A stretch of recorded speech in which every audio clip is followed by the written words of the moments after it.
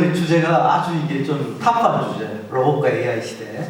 제가 국장님한테 감사드리는 게 너무 좋은 주제를 주셨어요. 항상 이제 다양한 주제로 강의를 하는데 오늘 그 인공지능 강의는 오늘 제가 91번째 강의입니다. 지난번에 여기 와서 또 강의를 했었거든요. 좀 다른 주제지만은 그래서 오늘 또 우리 이걸 하고 소개를 간단히 받았지만 저는 아이디어 이장 박사로 일을 하고 있고요. 최근에는 주로 인공지능 강의를 많이 합니다. 굉장히 많이. 곧 이제 100회. 이번 주는 월, 화, 수, 목까지 다 강의가 되어 있습니다. 그 정도로 많이 해요. 최근에 이제 로봇을 연구하는 사람으로 세계 최초의 이제 로봇 인문학자로 새로운 길을 가고 있습니다. 로봇 공학자는 있지만 로봇 인문학자는 전 세계에 아무도 없기 때문에 항상 새로운 분야를 내가 개척하면은 내가 먼저 가게 되는 겁니다. 예. 비즈니스하고 똑같은 것 같아요. 여러분 자 어떻습니까? 이 그림 딱 보시면은 사람이 몇 사람이 있을까요? 이 안에요? 보이세요? 공장 라인인데. 한 명. 네, 한 명. 오, 대단하십니다. 역시 사장 변호사요. 자, 몇 명이냐? 한 사람이 있습니다. 자, 산업혁명이 1760년경에 일어났는데 지금 한 300년이 더 지났잖아요. 더 지났는데 재밌는 거는 과연 그때 러다이트 운동하고 기계를 부수자 이렇게 얘기했지만 과연 이게 없어졌느냐 일자리가 완전히 그런 건 아니죠. 그때 어떤 두려움과 공포로 보면은 우리 일자리가 다 사라졌어야 돼요. 사실은. 하지만 일자리는 계속 진화되고 변화되고 새로운 세상으로 가는 거죠. 이미 여기는 사람이 들어가면 안 돼요. 위험하기도 하고. 그래서 이미 우리 주위에 이 사진을 보면서 알게 모르게 로봇이 생각보다 많이 들어와 있습니다. 연구를 훨씬 많이 들어와 있어요. 지금 뭐냐면 커피라든가 치킨 뭐 이런 햄버거 만드는데도 일부 이미 미국, 한국에도 들어와 있는 상황이 된 거죠. 네. 오늘은 이제 간단하게 우리 로봇과 AI 시대 1절의 미래 제가 서론을 말씀을 드리고 본론은 네 가지입니다. AI와 로봇이 만나는 거죠.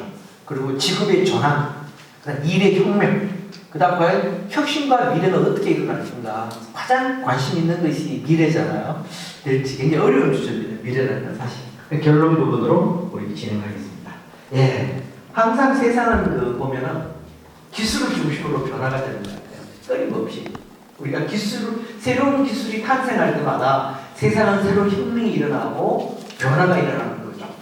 디지털이 그랬고 우리 또 농업 혁명도 그랬고 많은 혁명들 지금은 AI 혁명입니다. 사실은 보면 근데 그거 별로 없어도 사는데 지장은 없어요. 그 안에 살아갈 때는. 하지만 큰 그림으로 보면은 이 변화는 인류가 겪었던 그런 변화와 비교도 안 되는 변화가 일어나고 있는 거죠. 제가 요새 딱 느끼는 혹시 여러분 다이아몬드 좋아하세요? 완전 여성분들 어떠세요? 다이아몬드 안 좋아하세요? 네. 1카rat 얼마일까요? 저는 S카게도 돈이 없어서 80살도 결혼할 때 사랑하는 아내에게 다이아몬드를 못 줬어요. 받지도 못했고 돈이 없어서 빚을 내서 결혼을 했기 때문에. 근데 지금 같으면 문제가 안 될 것 같아요. 1카rat짜리가 좀 좋은 거는 1000만 원 하는 거예요. 근데 아티피셜 합성 다이아몬드가 얼마 하느냐? 90만 원에서 100만 원. 근데 품질이 비교가 될까요? 어느 전문가가 나 다이아몬드 전문가인데 30년 다이아몬드 만졌는데 두 개를 딱 줘요. 똑같은 형태로 구분할 수 있을까요? 못합니다. 그럼 할 수는 있어. 연구실에 가면 한 1000만 원 들이면은 분석을 해줘요. 오래 걸려요. 왜 그러냐? 재질이 똑같아요. 탄소 성분이고. 단 차이점이 있다면은 그 천연 다이아몬드는 10억 년 동안 지구가 만들어보고 지금 새로 나오는 인공 다이아몬드는 한 달 만에 연구실에서 만들어요. 똑같아요. 광학적 성분, 물리적 성분, 화학적 성분이 동일한 세 가지 성분입니다. 구분이 불가능한 이런 시대다. 그 다음 AI도 인공지능이잖아요. 지금 뇌도 인공으로 만들려고 해요. 창의력도, 생명도, 이모션, 의식도, 그 다음 마인드를 또 인공으로 지금 연구합니다. 포인트가. 이게 다음 단계들이죠. 태양도 인공. 제가 로봇을 연구하면서 로봇은 딱딱하잖아요. 여러분 딱딱하면 부러집니다. 부드러워야 돼. 사람의 몸을 보는 거죠. 제가 이걸 딱 보면서 느끼는 게요. 영국에서 여러분 로봇이 일어서는 게 무지 어려워요.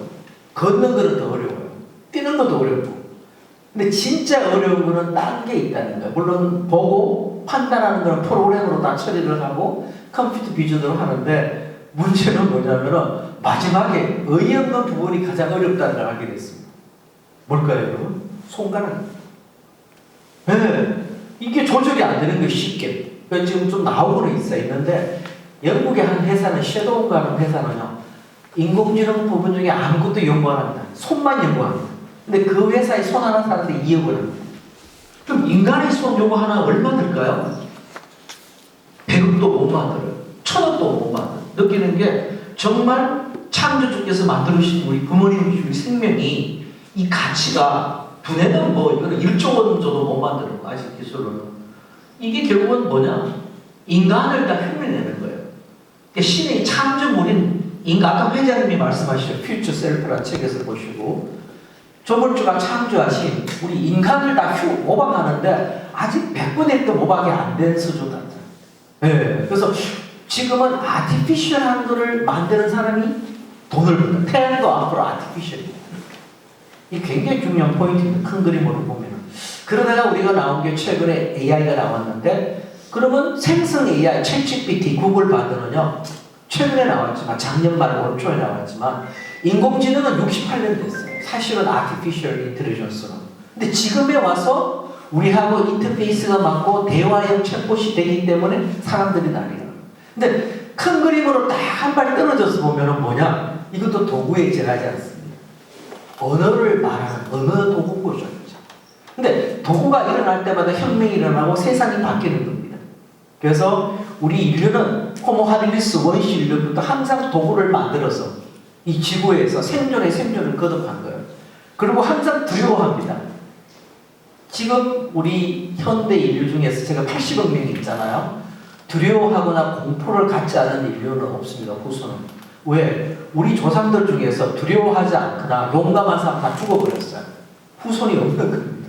우리는 본능적으로 로봇 큰일 난다, AI 큰일 난다 항상 두려워해요.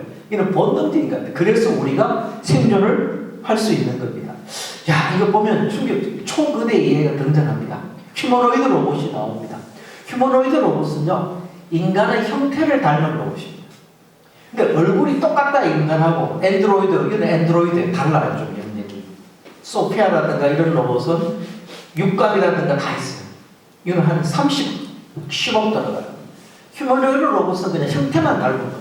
여러분 그 구글 그 삼성 폰스 치죠. 그 갤럭시, 그게 OS가 앤드로이드입니다. 인간처럼 만들고 싶다고 해서 이름을 정하는 제가. 근데 이번에 우리 챗GPT 이런 거 나오면서 또 재밌는 게 구글은 구글 바드를 출시했는데 트랜스포머 알고리즘을 활용해서 RT2를 만들었어요. 이게 로봇 거대 언어 모델입니다. 로봇 인공지능 AI예요. 소프트웨어를 만드는 겁니다. 이거로 하드웨어만 있으면 로봇에 장착해서 다 쓸 수가 있는 겁니다. 소위 말하는 인간 두뇌가 움직이는 뉴런하고 시냅스 역할이잖아요. 그거를 이미 RT2를 또 요번에 출시했어요. 그러니까 이게 그 생성 AI란 챗GPT, 구글 바드, 클로드 이런 게 나오면서 생각도 못한 인공지능의 능력이 탄생하는 겁니다. 그래서 뭐냐? 한마디로 명령이 없이도 스스로 학습할 수 있어요. 이게 무서운 겁니다.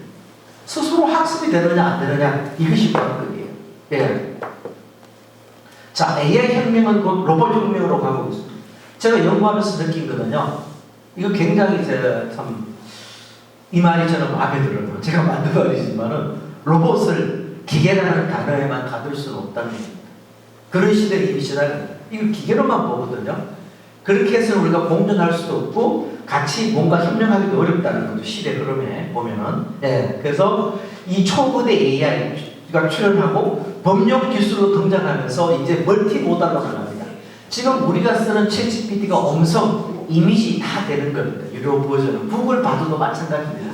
이걸 멀티모달이라고 그러는데, 우리가 휴머노이드 로봇은요, 껍데기가 생긴 게 인간 형태를 닮았지만 휴머노이드 AI는 제가 이름을 붙였습니다. 소프트웨어인데 이것이 하는 역할이 인간의 생각, 인간의 능력을 갖고 있어서 제가 이름을 휴머노이드 AI를 붙였습니다. 그러다 보니까 이게 산업에 주는 임팩트가 엄청난 겁니다. 그래서 지금 어디로 가고 있느냐, 이번에 보면은 AI 전쟁 혁명 때문에 가장 돈을 번 회사는 사실은 엔비디아입니다. 하드웨어 팔아갖고 떼돈을 벌었어요. 그리고 지금 우리가 그 챗GPT 가서 한번 사용하면 160원이 들어올 거거든. 우린 공짜지만 구글 바드는 60원 달라요. 싸게 쳐요, 조금. 그것도 비쌉니다. 회사로 한 10원밖에 안 들어가요. 이 비결이 있습니다, 지금. 뉴로모픽 칩이라고 인간의 두뇌 형태를 모방한 지금의 CPU하고는 비교가 안 됩니다. 동기형, 동시에 수백 개 수치게 연결된, 그러니까 뉴런과 시냅스를 흉내내는 겁니다. 야, 이거 보면은 가장 많은 학자들이, 공학자들이 모델을 개발하죠. 알고리즘을 개발했지만 휴먼 모델, 인간 모델만큼 최고의 알고리즘을 가진 존재는 아직 지구상에 없습니다. 100분의 1, 1000분의 1도 못 따라가는. 지금 학자들이 하는 일은 인간을 어떻게 하면 흉내낼 수 있냐 가장 관건인 것 같아요. 이런 변화들이. 그러면은 우리가 가진 능력이 엄청난데 인간은 왜 이렇게 두려워할까? 이거는 나쁜 건 없는 것 같아요. 왜냐하면 우리 30억 년 호모사피엔스의 역사가 두려움과 공포를 갖고 항상 생존해 왔습니다. 그걸 분비하는 거죠. 오늘 세미나도 그런 차원에서 굉장히 좋은 세미나가 아닌가 생각이 듭니다. 자, 본론입니다. 로봇이 AI를 만납니다. 여러분, 그 옛날에 뭐 일동제약입니까? 광고 기억나세요? 아로나민을 더시기 전과 더시기 후가 뭐 비교하잖아요. 로봇이 생성 AI, 챗GPT 이전에도 AI가 있었죠. 딥러닝도 있었고 있었지만 그 이전의 AI가 있을 때하고 지금 생성 AI, 챗GPT, 구글 바드가 나왔을 때는 완전히 달라요. 진짜 제대로 된 진국 AI를 만난 겁니다. 그래서 오늘 딱 오기 전에 유튜브 딱 보니까 저한테 다 보여줘요. 제가 이거 관심 있는 걸 알고 유튜브가 이런 것만 보여줍니다. 저한테. 영국의 아미카라고 인간을 닮은 휴머노이드급이 아니고 엔드로이드급 그 로봇이 있어요. 아미카가 있는데 이름이 또 업그레이드 됐어요. 아미카 GPT-4로. 왜냐하면 언어 능력이라든가 학습을 이제 GPT-4에 붙여버리는 거예요. 이게 그 전에 그 아미카가 하는 능력과 게임이 안 됩니다. 완전히 다른 세상에 로봇이 등장하는 거죠. 이제. 참고로 이 그림은 제가 생성 AI 스테이블 디퓨저로 만든 로봇입니다. 왜냐하면 로봇을 연구하면 만들어야 되잖아요. 문제는 로봇 하나 만드는데 제대로 된 로봇은 10억에 30억 들고 시간 등식 10년 걸린다. 3년, 1년 걸리고 수많은 사람이 필요 위험합니다. 예, 사실은 보면 휴머노이드 로봇은 그렇게 돈이 안 들어요. 예, 그래서 제가 직접 하드웨어로 만들지는 못하지만 기계공학적으로 이렇게 그림으로 제가 생성해내는 거예요. 제 로봇 새끼들입니다. 예, 여러분, 제가 제 로봇을 아바타 로봇을 미리 만들고 있습니다. 상상 속에서 이름도 정했어요. 우리가 뭘 할 때 가장 중요한 게 이름 정하는 거잖아요. 제니엘 푸른 꿈 일자리 재단. 딱 들으면은 푸른 꿈 굉장히 청순하고 프레시하고 막잖아요. 거기다가 일자리에 관련된 하면 이 재단 이름입니다. 나와 있는 거예요. 기본적인 거는 설명을 길게 안 해요.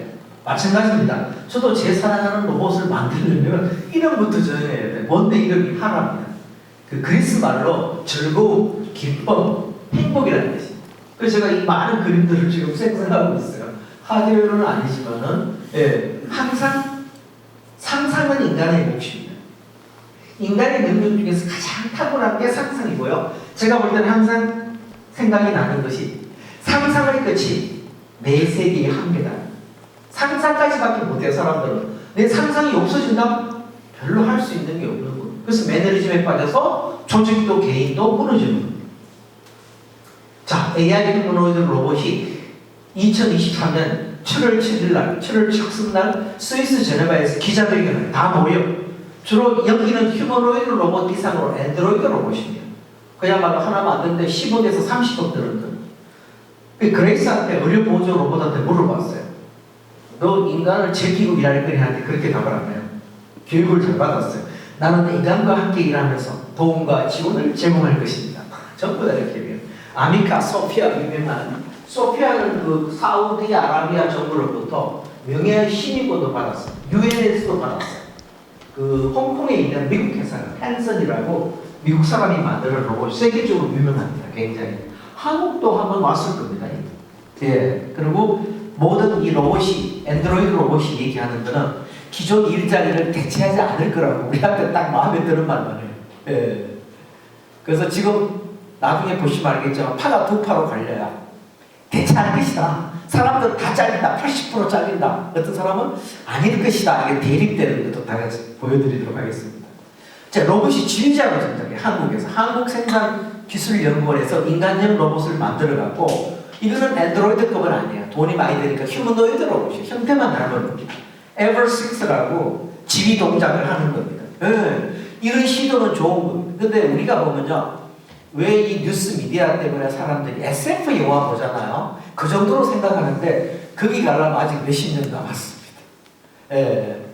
하지만 그런 SF 작가들, SF 감독들 덕분에 우리 공학자들, 저 같은 인문학자들은 새로운 세상을 탐구해 가는 겁니다.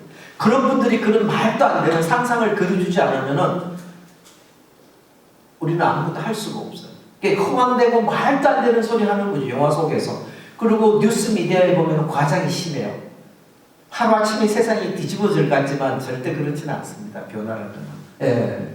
그래서 사람들이 실망하는 거는 그런 거 딱 보고 시흥실에 가면 그거 아니거든요. 로봇의 끝만 보는 거, 이벤트성 있는 거 막 보는 거. 사실은요, 제가 그 장면들을 보니까 충격적이에요. 로봇이 사람을 때리고 막 뒤집어지고 거꾸로지고 난리가 납니다. 여러분, 현대 자동차가 보스턴 다이내믹스를 인수했어요. 미국에서. 세계 최고의 로봇 회사입니다. 현대차가. 그리고 삼성전자가 주식 15%를 샀죠. 레인보우 로보틱스. 평가액이 2조 5천억이에요. 매출액은 150억밖에 안 되는데. 그 다음 하나도 로보틱스 분사해서 만들었습니다. 네. 현대도 지금 로봇. 전부 다 회사들이 다 끼어들어요. 전 세계가. 물론 테슬라도 당연하고요. 네. 로봇 전쟁이 이제 본격적으로 벌어지는 거예요. 이런 불을 당기는 겁니다. 그런 상상들이. 우리나라도 세계 로봇 강국입니다. 그래도 한 5등 안에는 제가 들어가는 것 같아요. 한국이 그래도 이 땅은 작지만 대단한 나라입니다. 인공지능도 세계 한 5, 6등하고 물론 1등하고 격차는 많이 나지만 이런 그 미국 기업하고 게임이 안 되잖아요. 규모라든가 네이버라든가 카카오 이런 회사들이. 하지만 그 작은 예산으로 상당히 하는 이 카이스트가 또 이 대단한 학교예요. 보면은. 예, 우리나라 최초의 휴머노이드 로봇도 카이스트가 만들었어요. 일본의 혼다가 아시모라는 로봇을 만들었습니다. 2000년도에 출시했는데요. 3천억 원 들어갔어요. 우리나라 카이스트가 휴머노이드 로봇을 출시했어요. 2004년도에. 얼마쯤 들었을 것 같다고 여러분 추측하시나요? 단돈 10억이요. 이게 말도 안 되는 겁니다. 대단한 나라를. 그 학교 카이스트가 또 AI 로봇 조종사를 실험에 성공합니다. 이번에. 휴머노이드 파이봇 탑건을 해서 학습을 하는 게 모듈이다. 그래서 전 세계 항공차주도 다 숙지하고 챗GPT를 활용해요. 이게 챗GPT가 생기면서 생성의 AI 거대 언어 모델이 탄생하면서 모든 게 달라져 버립니다. 그전하고 비교가 안 됩니다. 비포 애프터입니다. 그야말로. 그래서 그 반복적인 작업에 대해서 충분히 숙지하고 오히려 인간 파일럿보다 빠른 비상 상황에 대처하습니다. 상용화하는 것은 쉽지 않습니다. 여러분. 미국의 아마존도 드론을 띄운다고 생쇼를 피우고 막 돈도 엄청 받았지만 상용화하는 것은 그렇게 현실적으로 만만치가 않아요. 여러 가지 문제가 많이 자리를 계속 발전하는 거죠. 단 여기서 우리가 포인트는요. 그렇다고 오지 않느냐 그건 아닙니다. 가는 과정에서는 혁명도 하루아침에 일어나는 건 아니라는 거예요. 변화고. 계속 시행착오를 겪고 실패하고 반복하고 해서 일어나는 겁니다. 테슬라. 여러분 테슬라의 회장이 누굽니까? 일론 머스크. 미워도 하고 했지만 트위터 때문에 지금도 사랑합니다. 왜냐? 왜 사랑하냐 일론 머스크를? 미쳤기 때문에 사랑합니다. 대한민국에 지금 문제는 미친 사람이 없어요. 너무 합리적이에요. 모든 게 다. 그래서 일론 머스크가 왜 미쳤느냐? 이거 말도 안 되는 소리를 자꾸 하는 거예요. 네, 하는데 제가 생각해봤어요. 일론 머스크를 한번 제가 우주를 공부하면서 일론 머스크가 어떻게 우주를 공부하느냐? 이 사람이 세계 최초로 재발사 로켓을 재사용하는 사람이 됐어요. 나사에서는 떠들기만 했지 못했어. 실현합니다. 이 사람. 미친 꿈을 실현하는 사람입니다. 그런데 저는 뭘 느꼈느냐? 내가 이 지구 행성에 와서 가장 큰 축복 중에 하나가 2023년을 살아가면서 일론 머스크랑 남아공에서 태어난 그 남자 그분과 동시대를 살아간다는 그 축복입니다. 그런 사람하고 동시대를 산다. 이건 대단한 축복입니다. 왜? 말도 안 되는 소리 쳐죽기니까 화성에 가서 산다니까. 근데 그 사람이 이번에 작년에 또 얘기를 하는 거예요. 또 미친 소리를 하는 거예요. 내가 로봇을 만들어갖고 그 기가 팩토리, 자기들 테슬라 공장에다 로봇을 다 투입하겠다. 근데 로봇이 나왔는데요. 이 로봇이 아니야. 엉망진창이에요, 이게요. 전문가들이 볼 때는 어떻게 했겠습니까? 제가 봐도 말다는 거. 그런데 원래 딱 1년 만에 이 로봇이 막 물건도 가리고 물건을 뺐어, 우리가 이런 거를요. 그러면 지가 다시 뺐어간다. 동작도 구분해요, 색깔도. 그 사람들이 미국의 유명한 로봇 공학자가 뭐라고 했느냐? 언론 인터뷰에서 사기다. 컴퓨터 그래픽이라고 그러죠. CG, 사기쳤다는 거예요. 그런데 밝혀졌습니다, 한들은. 컴퓨터 비전을 활용해서 아예 라이다라든가 이런 거 다 센서 없애버리고 컴퓨터 비전만 썼어요. 물론 카메라는 있겠죠. 인공지능 같습니다. 그 여기서 나오는 원리가 지금 테슬라가 자율주행차 개발하잖아요. 그 영어로 Full Service Driving, FSD 그러는데 그 기술을 갖다 쓴 거예요. 그거는 완벽하지 않은데 응용이 된 겁니다. 그래서 지금 뭐라고 주장하냐면 일론 머스크가 앞으로 2027년 안에 요 로봇을 2만 달러에 한국 돈 2,700만 원에 팔겠다. 네, 빠르면 2025년도. 근데 사람들이 처음에는 작년에 안 믿었는데 저 사기꾼은 틀린데 지금은 안 믿을 수가 없어요. 가짜라고 할 정도니까. 충격. 저도 이거 보고 충격. 국장님께서 저한테 좋은 주제를 주신 것도 있지만 그 영상을 보고 제가 야, 로봇을 연구해야겠다. 로봇 혁명이라고 느끼게 된 겁니다. 그런데 보면요, 1960년대 그야말로 이제 GM의 첨어로 산업용 로봇이 도입되고 2000년대 휴머노이드 로봇이 나오고 지금 이제 와서 협동 로봇이라고 합니다. 협동 로봇은 아까 보신 사진은요, 산업 로봇은 인간이 현장에 들어가면 안 돼요. 협동 로봇은 내가 일하는데 치킨을 튀기든 커피를 같이 일하는 겁니다. 그게 협동 로봇이에요. 코봇이라고 하는데 콜라보레이티브 로봇이에요. 이런 로봇 형태 종류가 수백 가지가 있는데 그 중에 하나입니다. 그래서 야, 이게 세월이 걸리구나. 그러면 로봇이란 말을 누가 처음 했느냐? 1920년도 체코의 SF 작가입니다. 또 이 SF 작가를 주셔야 돼요. 메타버스도 FS 작가 닐 스티븐슨이 처음 얘기했어요. 그래서 야, 이 SF 작가들이 대박이다. 공학자는 게임이 안 돼요. 공학자는 SF 작가가 말도 안 되는 소리 하면은 그 따라가는 겁니다, 여러분. 그 다음에 저 같은 인문학자가 또 뒤따라가는 겁니다. 카렐 카펙이 극에서 작품 희곡에서 처음으로 로봇이라는 단어를 쓴 겁니다. 딱 지금 100년 전입니다. 이제 로봇 시대가 조금 혁명이다 말할 정도 이렇게 됩니다. 오래 걸립니다, 세월이라는 게. 자, 이제 로봇이 일상으로 들어옵니다. 로봇이 일상으로 들어오니까 뭡니까? 룸바랑 청소기. 우리 LG나 삼성도 청소기 만들잖아, 로봇 청소기. 로봇이 세상을 움직여주는, 우리를 도와주는 보조일고라는 시대입니다. 휴머노이드 로봇은 인간과 선택하고 그야말로 우리 인간이 꿈꿔 육체 노동의 선택일 수도 있다는 거 주장한 사람이 있습니다. 제가 다음 마지막 결론 쪽에 보여드릴게요. 육체 노동은 인간의 선택. 아까 보시잖아요. 그런 현장에 일하고 싶어하는 사람 없어요. 없습니다. 네, 없습니다. 그래서 로봇과 AI를 만나면서 로봇은 급속히 진화하기 시작합니다. 협동 로봇이 생기고 또 중요한 것은 라바치킨이라고 이 가맹점은 아예 사람이 튀기는 게 아니고 개만 가맹 조건에 로봇이 치킨을 튀기는 조건으로 가맹 계약을 했어요. 처음부터 이렇게 시작을 했어요, 사장님이. 대단하신 거죠. 그래서 이미 로봇이 우리 일상의 수술, 제조, 유통, 고객 서비스, 뉴빌리티라고 배달하는 로봇, 우리나라 회사입니다. 그 다음 제가 보니까 아마존의 유통센터에 로봇이 35만 대가 들어가 있답니다. 공식적인 숫자는 안 밝히지만 처음에 뭐 10만 대, 20만 대, 35만 대. 예. 그러면 이런 일자리 속에서 인간은 필요 없느냐? 저는 그렇게는 보지 않습니다. 인간이 옆에서 도와줘야만이 성능을 제대로 발휘할 수 있다는 겁니다. 여러분, 자, 직업의 전환입니다. 과연 일자리는 항상 소멸됩니다. IBM도 지난번에 360명 줄였다. 뭐 AI 때문에. 제가 볼 때는 핑계 같아요. 경영자는 사람을 줄일 때 핑계가 필요하잖아요. 지금 AI 때문에 특히 생성 AI 저는 강의하고 먹고 살지만 그것 때문에 일자리 줄였다는 사람은 좀 믿기 어려워요. 여러분, 인공지능이 아니더라도 로봇이 아니더라도 인류 역사에는 끊임없이 일자리가 소멸되고 생성됩니다. 우리 교환수부터 뭐 주위에 너무 많잖아요. 또 새롭게 생겨납니다. 새로운 일자리가 직업이 변환되고 직업이 교체되고 통합되기도 하고요. 네, 저도 생성 AI 때문에 이렇게 강의를 90만 번 할지 저는 몰랐습니다. 저한테는 중요한 일자리입니다. 로봇 때문에 또 앞으로 강의를 얼마나 할지 저도 모릅니다. 새로운 분야이기 때문에. 이런 식으로 끊임없이 지금은 저는 볼 때 대이동합니다. 산업혁명이 만약에 그때 우리 인류가 두려워했던 것이 현실화됐다면 우리 일자리는 다 사라졌어요. 빵이야. 아닙니다. 근데 1776년도에 있었던 일자리 말고 지금 일자리는 그때 거의 없었죠. 있었나요? 없었을 겁니다. 제니엘이 그때 있었나요? 없었죠. 제 일자리도 없었어. 다 새로 생긴 겁니다. 다 새로 생긴 겁니다. 세상이 바뀔 때는 보면요. 제가 볼 때는 명사보다 동사입니다. 방식이 먼저 딱 일하는 방식, 배우는 방식, 가르치는 방식, 공존의 방식, 그 다음에 미래의 직업과 미래의 교육이 바뀝니다. 업스킬링이라고 그러죠. 스킬이 늘어나고 올라가고 스킬이 향상되고 또 재교육을 시키고 여러 가지가 이렇게 변환이 일어납니다.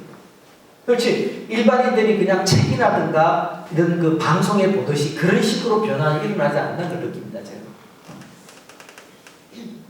직업 변형입니다. 중요한 자동화 기술을 활용해서 얼마나 활용할 수 있냐. 그 다음 로봇과 하이브리드 근무를 합니다. 동시에 지금 이미 치킨은 제가 BBQ에 아쉬웠던 게요. BBQ에 고문으로 있으면서 너무나 아쉬워요. 제가 2번을 일을 했는데요. 고문으로 아쉬운 게 교촌한테 뺏겨버렸어요. 요번에 뉴스를 보니까 작년에 도입이 됐는데 제가 딱 이 로봇을 그때 AI하고 연구를 하고 있었기 때문에 어느 정도는 우리 BBQ가 이거 치킨에 도입해서 튀기는 해야 된다는데 내부 반발이 너무 심했어요. 왜냐? 이 생각이 중요한 게요. 이 깔아놓은 레이아웃이라든가 프로세스가 맞지 않다는 거예요. 당연하죠. BBQ 치킨이 수십 년을 튀기고 해온 거는 다 인간 중심으로 된 프로세스입니다. 근데 뭐를 놓쳤냐면요. 사람들이 가장 치킨 회사에 와서 일하기 싫어하는 그 가맹점에서 튀기는 걸 싫어합니다. 기름도 튀기고 위험하기도 하고 그 가스 맡아야 되고. 근데 요번에 교촌은 스마트했던 게 튀기는 것만 로봇이 튀기는 거예요. 나머지는 사람이 뭐 다 도와주고 이렇게 하는 겁니다. 그래서 협동 로봇인 겁니다. 근데 내가 너무 막 가슴치기 아팠어요. 저거 우리가 먼저 했어야 되는데 예. 이 세상이 바뀌면요. 가장 중요한 것은 생각과 관점입니다. 기술이 아닙니다. 생각과 기술은 돈 주고 살 수 있어요. 근데 생각과 관점은 돈 주고 사기 어렵습니다. 이 생각과 관점이 잘못되면요. 모든 게 다 엎어지는 거죠. 일자리 혁명입니다. 일의 혁명입니다. 여러분 보십시오. 예, 직장인 70%가 미국수 조사했어요. 마이크로소프트가. AI 활용할 것이다. 그런데 걱정해요. 사실은. 예, 이게 아니더라고 잘리는데 AI 때문에 걱정하죠. 이 좋은 겁니다. 그래야 내가 발전하는 거예요. 예, 우리 철가방이라고 그러니까 철갑통이 되면 노력 안 하잖아요. 끊임없이 노력해야 돼요. 이런 변화의 시대에서는요. 변화가 변하는 시대에서는 공부하지 않으면 무너집니다. 내가 과거에 뭐 했는데 내가 경력이 얼마인데 내가 학벌이 얼마인데 학력이고 박사 아무 소용없어요. 이 순간에 내가 공부하지 않으면 무너집니다. 그래서 많은 사람들은 경고를 주는 거죠. 경고 좋은 겁니다. 저는 이렇게 된다고 보지는 않아요. 저는 이걸 100% 믿지는 않아요. 생성형 AI가 노동시간부터 막 기대하잖아요. 기대와 우려. 잘릴 수 있고 줄어들고 하는데 영향을 주는 건 사실인데 어떤 거냐면요. 저는 노동 생산성이 늘어난다고 봅니다. 저 같은 경우는 지금 구글 바드나 챗GPT 없으면 일을 못합니다. 우선도가 99%입니다. 근데 저는 생산적인 데는 안 씁니다. 창의적인 거에 씁니다. 엄청 도움을 받습니다. 노벨상 수상자 한 20명 모아놔도 그 정도 답을 모르줍니다. 오늘도 오기 전에 2-3번 물어봤어요. 검색 안 합니다. 구글에 가서. 이거로 탐색합니다. 프롬프트를 활용해서 물어보고. 바뀐 거죠. 도구라는 건요, 항상 사용하기 나름입니다. 얼마나 내가 활용하는 연장이니까. 그래서 AI 로봇이 일제히 영향을 주죠. 긍정의 효과, 자동화, 생산, 그런 거. 우리는 뭐냐? 우리는 그 시간을 더 창의적이고, 더 새로운 혁신에 투자해야 돼요. 안 하면 잘해요. 필요 없죠. 그렇게 되면 필요 없고. 그래서 마하리 회장이 얘기했습니다. AI 시대, 로봇 시대는요, 인간만의 고유한 능력, 8자죠. 인간만의 고유한 능력, 이걸 길러야 돼요. 이거 기르지 않으면 무너진다. 그래서 항상 새로운 스킬을 요구합니다. 그냥 일하는 것보다는 AI를 써서 일할 때 훨씬 잘할 수 있는 거잖아요. 네, 저부터가 엄청 득보입니다. 그래서 제가 웹툰 쪽도 강의하는데 엄청 도움을 받았어요. 사실은 가서도 강의하면서 고백했습니다. 엄청 도움을 받았다고. 네, 어차피 혼자서는 할 수 없는 거기 때문에. 부정적인 효과. 일부 근로자는 일자리가 대체될 가능성도 있다. 그리고 인간 근로자보다는 저렴할 수 있고 불평등이 심할 수 있다. 로봇이나 AI를 잘 사용하는 사람은 더 많이 급여를 받고 연봉이 따따블로 뛸 수 있죠. 네. 왓슨이라고 IBM 의료 로봇 AI 도입했다가 미국에서 다 철수했어요. 그럼 보조적인 역할인데도 이게 뭔가 생각만큼 나오지 않는 겁니다. 활용이 잘 안 되는 거예요. 문제는 활용입니다.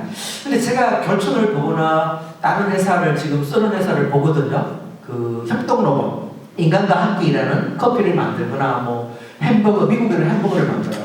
우리 고 피자 같은 경우는 피자를 만들어요. 한국 회사가 하는데 재밌는 거는요.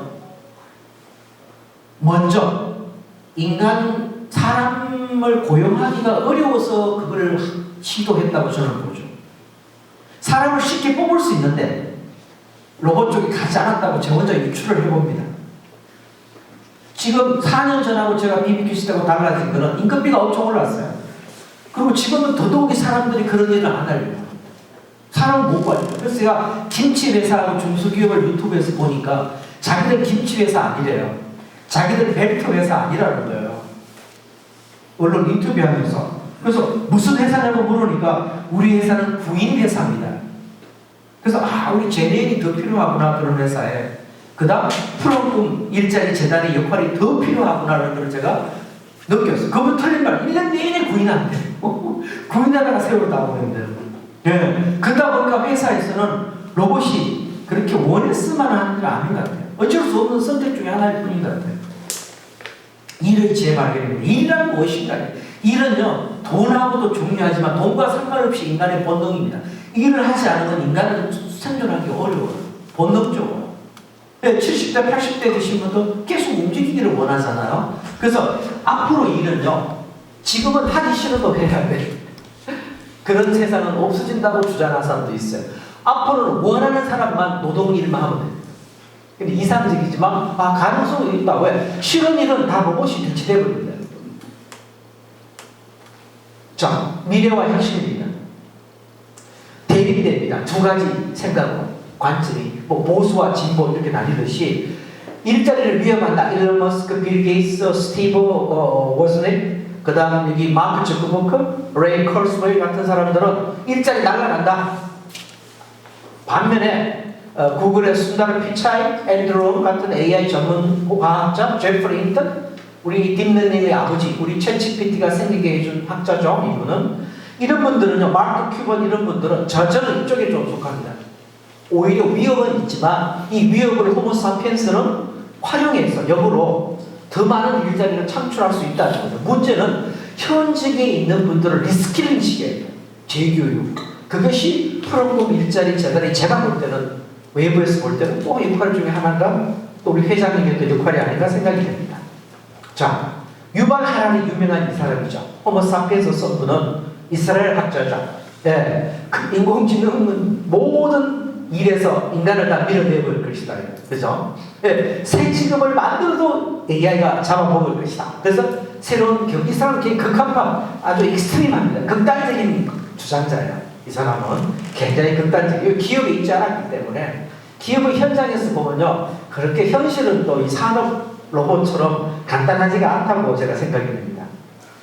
그래서 문제는 대체할 것인가, 대체될 것인가, 내가 남을 대체할 것인가, 대체될 것인가. 네. 영국에 있는 630명 변호사 그 사무실에서는 인공지능 채택했어요. 챗GPT. 그래서 프롬프트 엔지니어라고 전문 기술자를 채용합니다. 인공지능 회사에서 뽑는 보직을 만들었더라고요. 깜짝 놀랐어요. 네. 이렇게 변해갑니다. 네. 그래서 테슬라 기대됩니다. 옵티머스예요, 로봇 이름이. 그래서 그야말로 이런 세상이 정말로 왔을 때는요, 그 다음 단계는 이 로봇이 우리 집으로 들어오는 겁니다. 청소하는 게 아니라 저는 꿈이 뭐냐면은 10년 안에 제 아바타 로봇과 같이 여행하는 거고 살아가는 거죠. 사실 제주도 간이도 제가 새벽에 일어나서 갈 건데 갈 필요가 없어요. 제 로봇을 보내는 거예요. 100개만 태워주면. 가면은 저는 스크린 보고 집에서 제가 말하면 가서 아바타가 다 합니다. 2021년에 이탈리아 제노바에 있는 그 인공지능 연구소가 이 로봇을 개발을 성공했습니다. 그 주인은 집에 있고 스크린 보고 연구실에서 그 로봇이 타고 엘리베이터를 타고 내려가서 1층 가서 가게에서 물건 사옵니다. 음료수. 성공했어요. 근데 실험실적 수준이고 아직 상용화하기는 쉽지 않은 길이지만 세월이 걸리죠. 시간이 걸립니다. 이런 것들이 걸리지만 결국은 저는 일어난다고 봅니다. 그리고 로봇 시장도 지금 엄청 커집니다.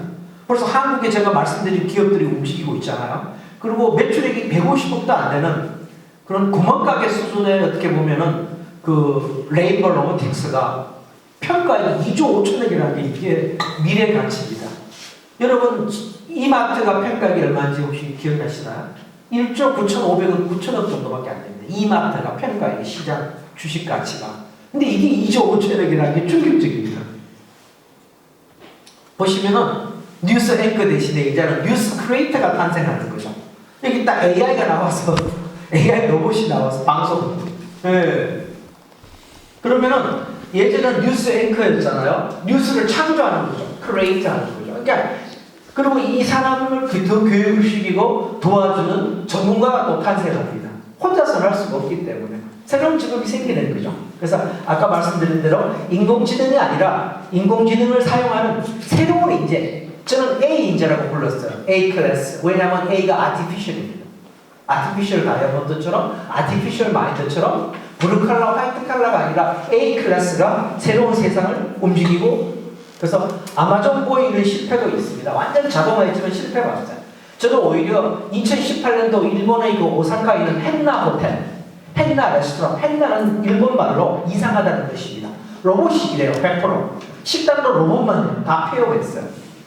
그러면 실패가 아닙니다. 근데 너무 빨랐어요. 로봇을 도입하기는. 하지만 이런 과감한 도전들이 우리에게 새로운 세상을 열어줬다고 봅니다.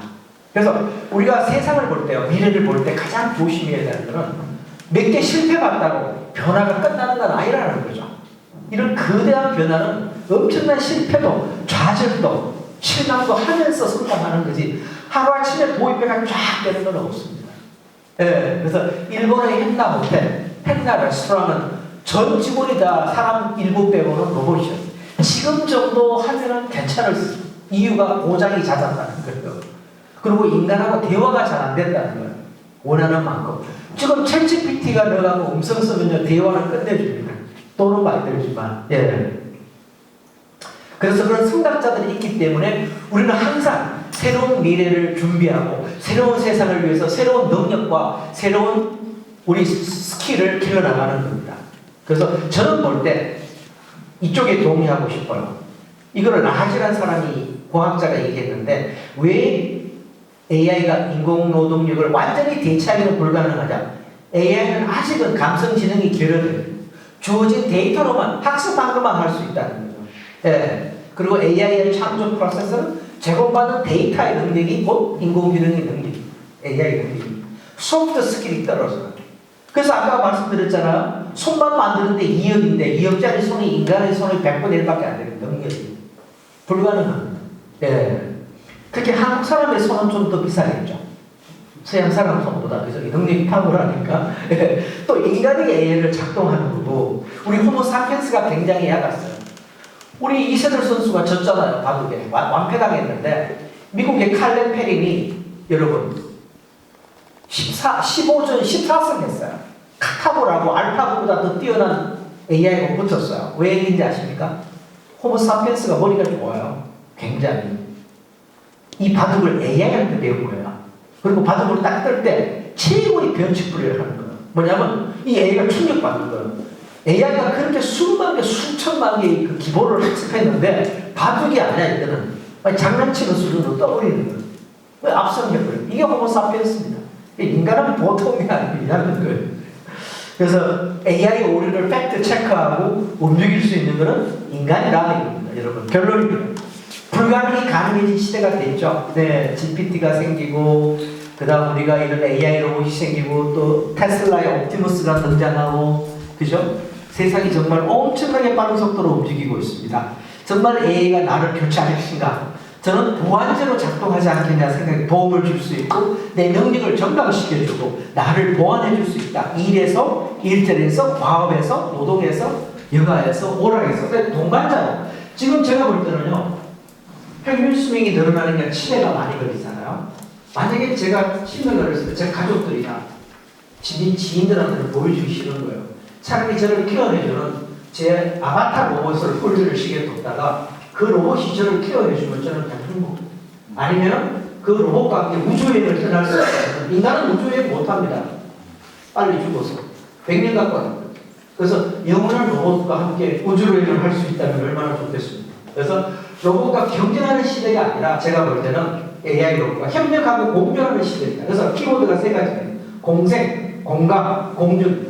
그래서 이 로봇 혁명 시대는요, 로봇 공학에서 로봇 인문학으로 그야말로 전환의 시절에 써 있는 겁니다. 그래서 제가 새로운 강의를 준비하고 있습니다. 오늘 있죠. 그래서 새로운 강의는 뭐냐면은 로봇이 나하고 무슨 관계인지 정말로 로봇을 경쟁 대상이 아니라 동반자로 로봇을 배워야 돼요. 알아야 돼요. 이게 미래에 보통 얘기하면 뭐 수소도 나오고 뭐 양자일까 컴퓨팅 많이 나오잖아요. 그런 비상적인 거 말고 미래의 변화를 로봇을 통해서 바라보는 거예요. 로봇의 관점으로 굉장히 깊이가 있는 강의가 될 것 같습니다. 자, 마지막 결론 슬라이드입니다, 여러분. 시간이 딱 됐기 때문에 과연 누가 미래를 움직일 것인가? AI를 만드는 기업보다는요, 파운데이션들이죠. 우리가 말하는 구글이나 오픈 AI, 페이스북, 메타 같은 회사보다는 AI를 비즈니스에 잘 활용하는, 특히 창조적 파괴, 기존에 했던 전통적인 방식을 막 깨뜨리고 새로운 방식으로 활용하는 기업. 단순히 생산적인 도구로 쓰는 것이 아니라 창의와 창조의 미래를 만들어가는 도구로 쓰는 개인과 기업이 세상을 움직일 것이라고 저는 생각이 됩니다. 여러분 오늘 좋으셨나요? 예. 새로운 미래가 보이시나요? 예. 마치겠습니다, 여러분. 대단히 감사합니다.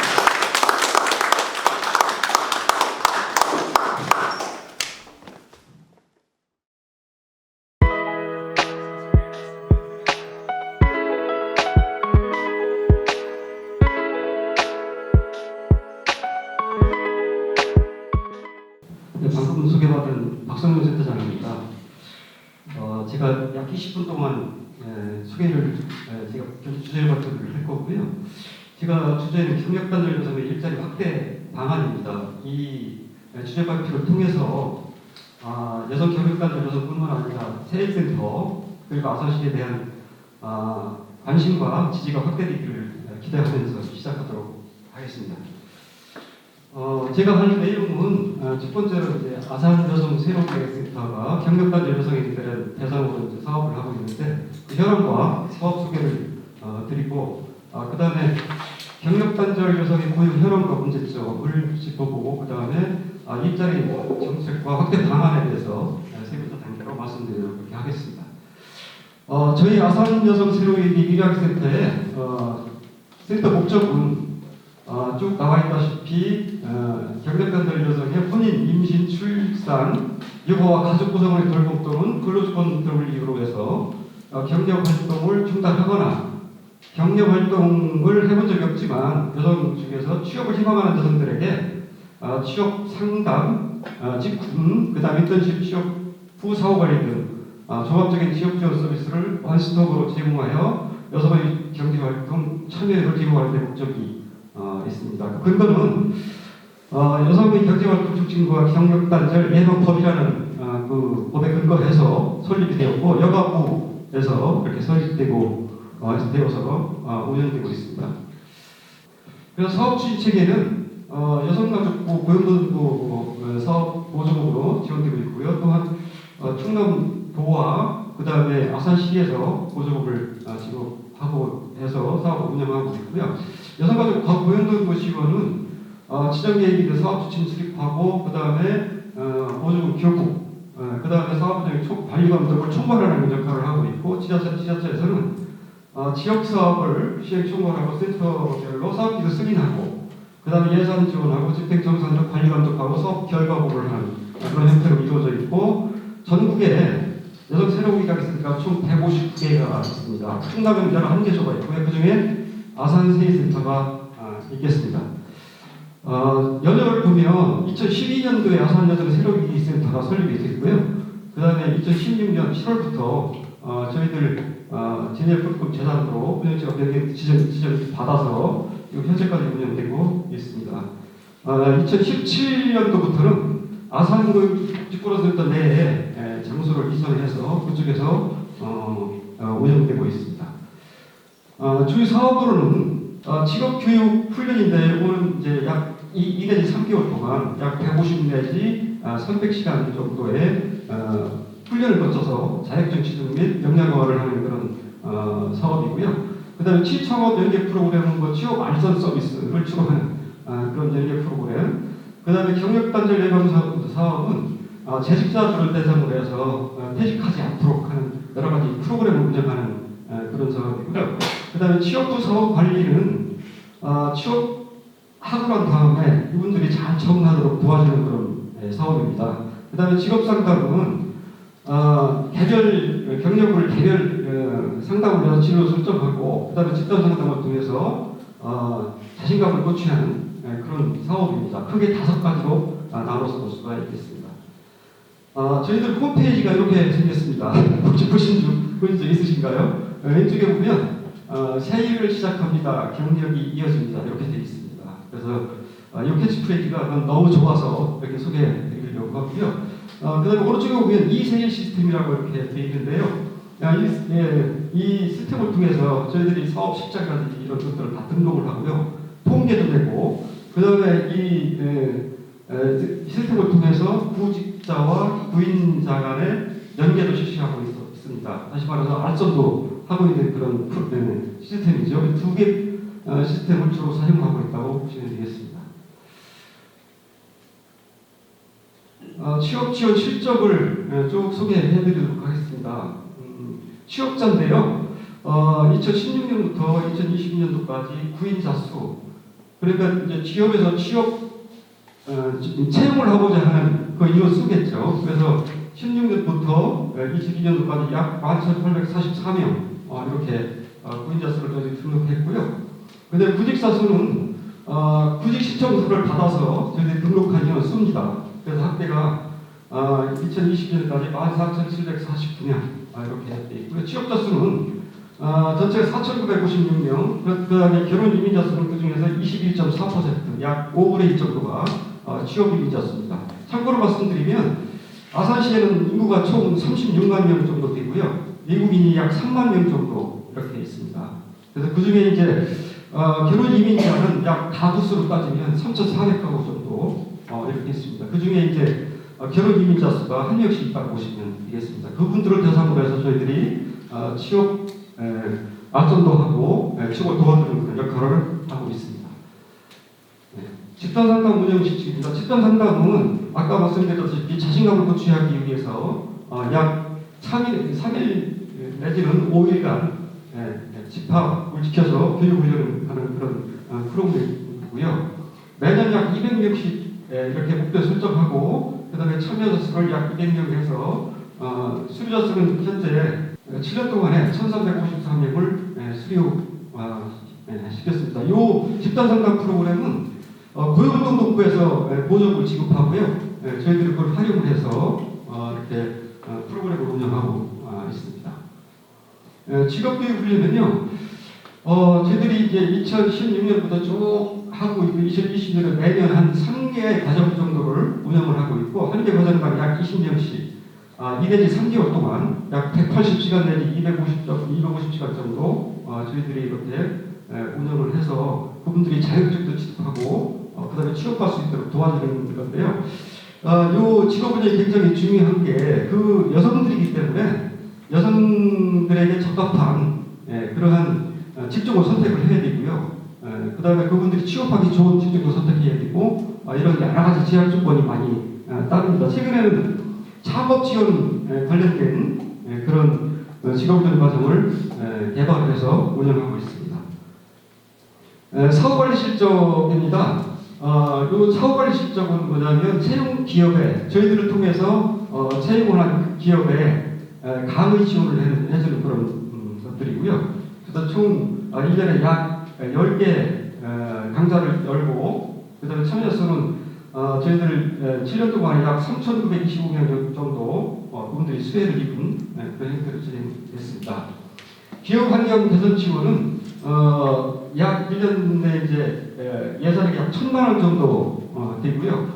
그 회사에 저희들을 통해서 채용한 기업에 여성 휴게실이라든지 화장실, 그 다음에 물품, 난방이라든지 이런 것들을 지원해서 그 회사에 여성들이 근무하기 좋은 환경을 만들어주는 그런 사업이 되겠습니다.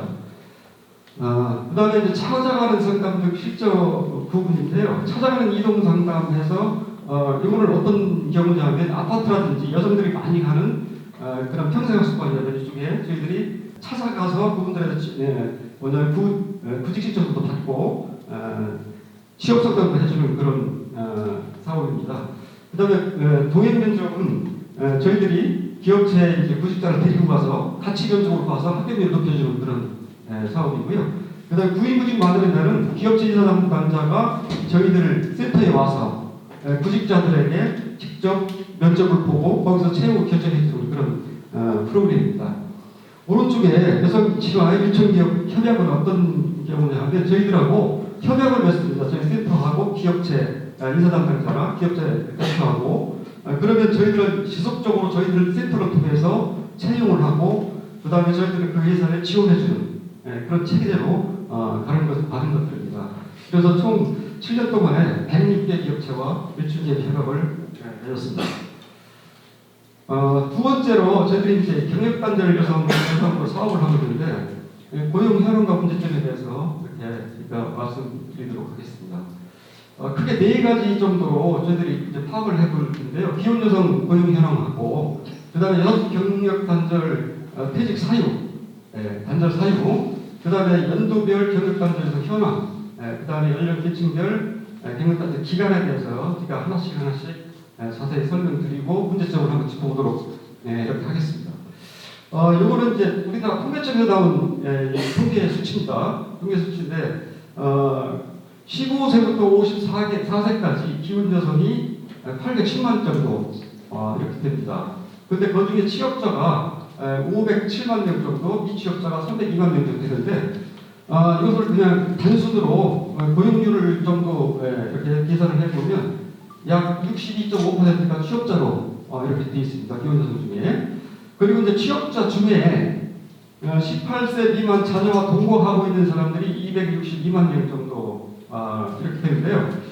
취업자 중에 18세 미만 자녀와 동거하고 있는 것을 퍼센티지로 하면 약 52% 정도가 이렇게 되고요. 그 다음에 비취업자 중에 경력단절 여성은 139만 명 정도 되는데 그 중에 이제 18세 미만 자녀와 동거하고 있는 인원이 약 114만 명 돼서 비취업자, 경력단절 여성이 자녀와 동거하는 비율이 약 82% 정도. 그러니까 직장에 다니고 있는 여성에 비해서 경력단절을 해서 집에 있는 그런 부분들이 자녀를 데리고 있는 부분들이 약 30% 이상 높습니다. 그래서 이거를 볼 때 자녀에 대한 육아라든지 여러 가지 교육을 위해서 직장을 못 다니고 있는 여성들이 약 30% 더 많다. 이렇게 그래서 이것도 하나의 문제적으로 지적할 수가 있겠습니다. 연도별로 경력단 여성 현황을 보면 15-54 기혼 여성은 약 2.6%, 이제 2021년도에 비해서 2021년도에 줄었습니다. 이 원인은 요즘에 이제 결혼을 잘 안 하려고 하거든요. 그래서 결혼 일정이 굉장히 늦춰지는 그런 현상 때문에 기혼 여성들이 줄어들고 있고요. 그 다음에 경력 단절 여성도 줄어들고 있습니다. 그 다음에 이제 경력 단절 여성이 이제 기혼 여성들에서 차지하는 비율은 조금 0.2% 하락했다고 보실 수 있겠습니다.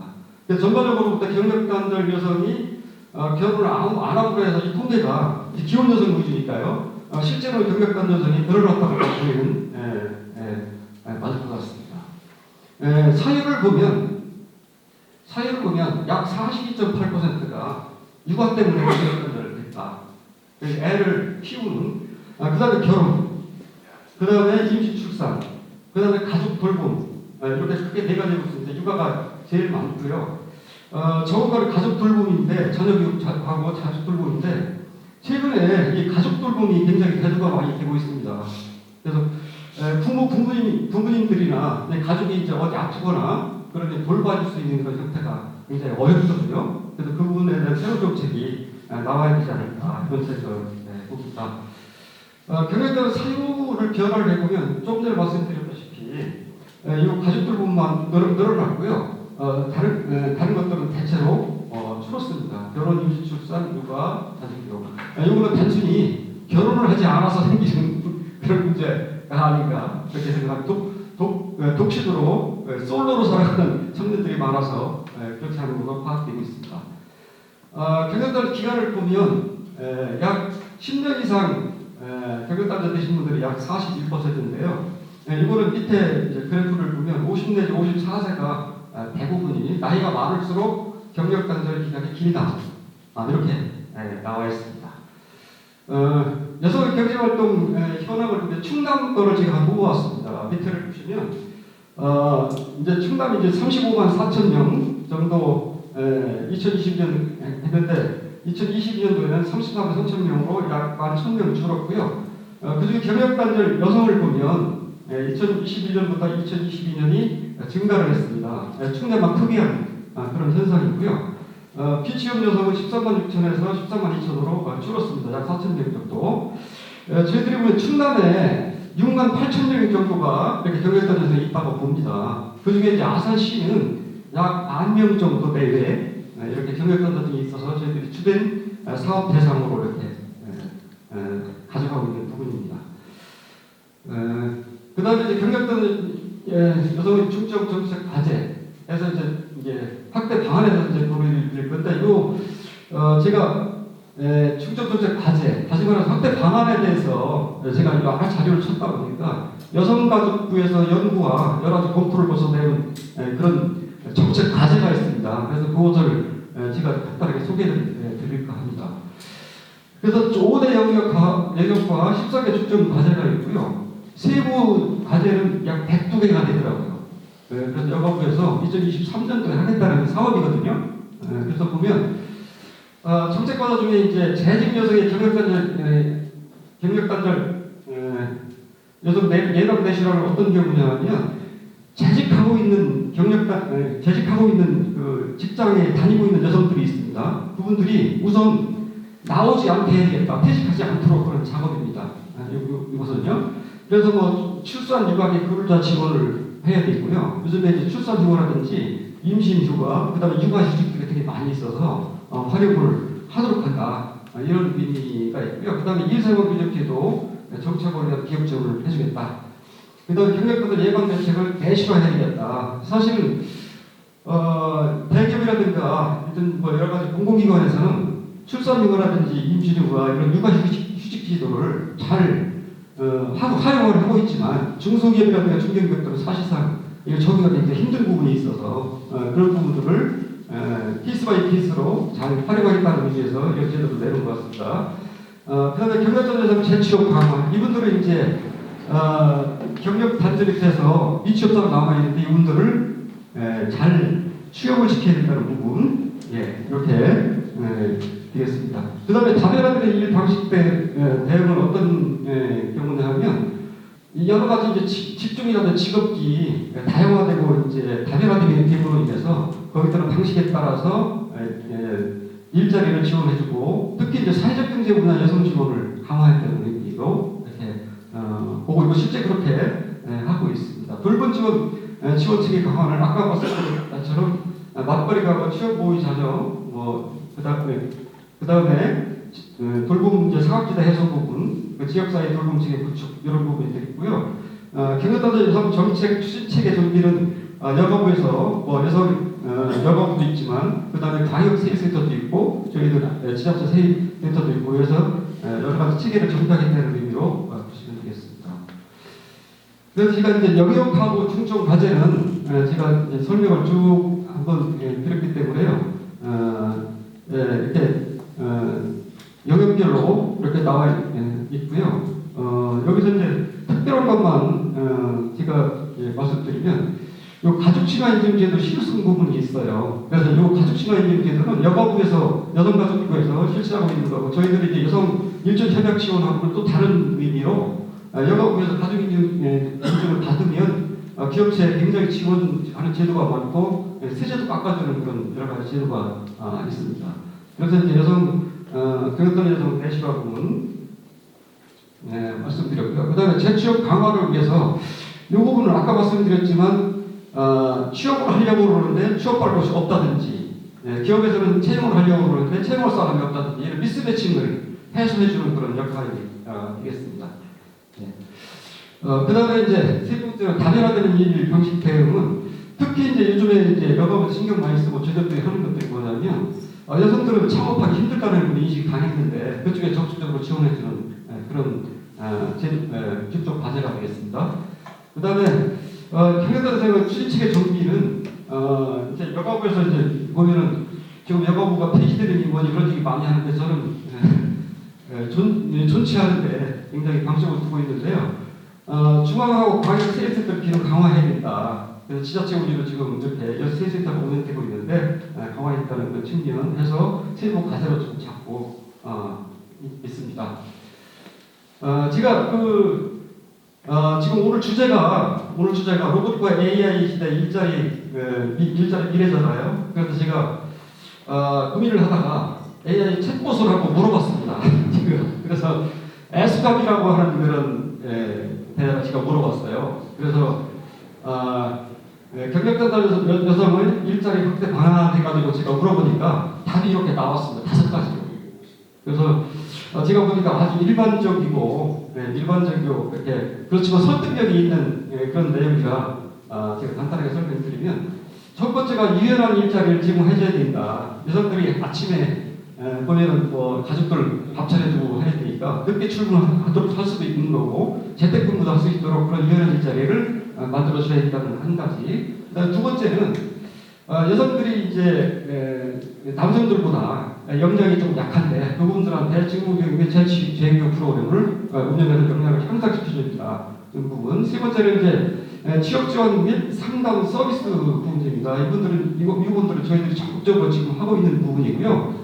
그래서 우리나라 전체적으로 취업 지원 및 상담 서비스를 하고 있지만 특히 여성 경력단들 여성들에게 특별한 상담이 필요하다는 측면에서 이 대책이 나온 것 같고요. 네 번째는 육아휴직 및 육아 지원 정책입니다. 아까 말씀드렸죠. 육아가 가장 크거든요. 경력단들 사이 중에. 그래서 지원 정책이 필요하다. 다섯 번째는 업계 협력과 제휴. 아까 말씀드린 것처럼 일자리 관련된 사업을 운영하는 여가부뿐만 아니라 행안부도 있고요. 그 다음에 고용노동부 있고, 그 다음에 보건복지부도 여러 군데가 있습니다. 일자리 관련 사업을 하는 곳이. 그래서 그 부분들과 기업들과 협력과 제휴가 이루어야 된다는 이렇게 5가지로 제가 AI 로봇에 물어보니까 이런 대답이 나왔습니다. 여러분 어떻게 생각하시는지요? 이렇게 제가 막 달려왔습니다. 그런데 시간이 한 1분 초과한 것 같은데 마지막까지 경청해 주셔서 감사드립니다. 마치도록 하겠습니다.